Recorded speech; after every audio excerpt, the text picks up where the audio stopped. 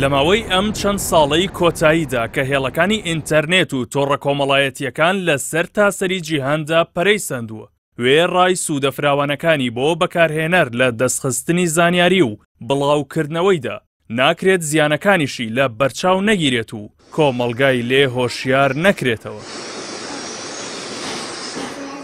لەو چوارچێوەیەدا پرۆفیسۆرێک بە ناوی دکتۆر ئاشقین ئەسن خاستورک، پزیشکی نەشتەرگەری مێشک و دەمار، هۆشداری لە بەکارهێنانی هەر تۆڕە کۆمەڵایەتیەک بە مەبەستی کات بەسەربردن و لە کاتی ناپێویست دەدات و دەڵێت ئالوودەبوون پێیانەوە هۆکارێکە بۆ توشبوون بە نەخۆشی لە نێوچوون و پووکانەوەی مێشک.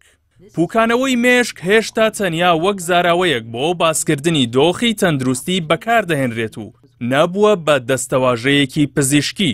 لە کانونی یەکەمی ئەم ساڵیشدا فەرهەنگی ئۆکسفۆرد کە یەکێکە لە گرنگترین فەرهەنگەکانی زمانی ئینگلیزی دەستەواژەی پووکانەوەی مێشک براین ڕۆتی وەک زاراوەی ساڵی 2024 لە دەنگدانێکدا کە 37,000 کەس بەشداریان تێدا کرد پەسەند کرد.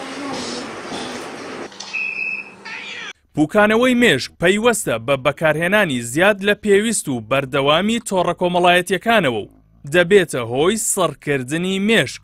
ئەمەش تێکچوونی ئەرکە هەزریەکانی مرۆڤ وەک یادەوەری دابڕانی کۆمەڵایەتی دواتریش خەمۆکی و گۆشەگیری بە دوای خۆیدا دەهێنێت.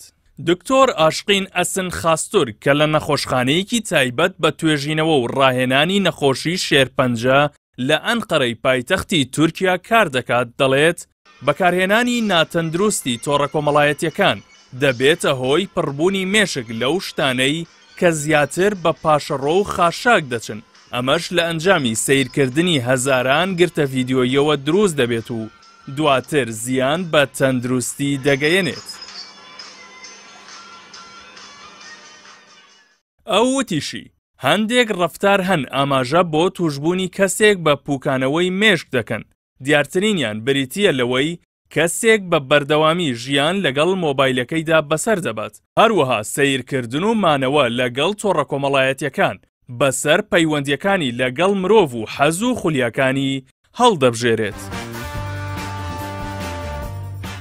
بەپێی توێژینەوەیەکی ئەمریکی لە ساڵی 2023دا بەکارهێنانی تۆڕە کۆمەڵایەتیەکان و ئامێرەکانی پەیوەندی لە تەمەنەکانی 6 بۆ 14 ساڵیدا لە 40% گەیشتووەتە 70% و بەکارهێنانی ئینتەرنێتیش لە نێوان هەرزەکاراندا بۆ 9 کاتژمێر لە ڕۆژێکدا بەرز بووتەوە. ئەم ئامارانە نیگەرانیەکان لەسەر دۆخی تەندروستی نەوەکانی داهاتوو زیاد دەکەن. بەو هۆیەوە وڵاتانی ڕۆژئاوا ڕێکاریان بۆ سنووردارکردنی مەترسیەکانی پووکانەوەی مێشک گرتووەتە بەر و لە چەندین وڵات بەکارهێنانی تۆڕەکان سنووردار کراوە. ئەو پرۆفیسۆرەش داوا دەکات 16 ساڵی وەک کەمترین تەمەن بۆ بەکارهێنانی تۆڕە کۆمەڵایەتیەکان دیاری بکرێت و خانەوادەکانیش لە کاتەکانی خەوتن، نان خواردن، کۆبوونەوە و بۆنە کۆمەڵایەتیەکاندا هێڵی ئینتەرنێت لە ماڵەکانیاندا بکوژێننەوە.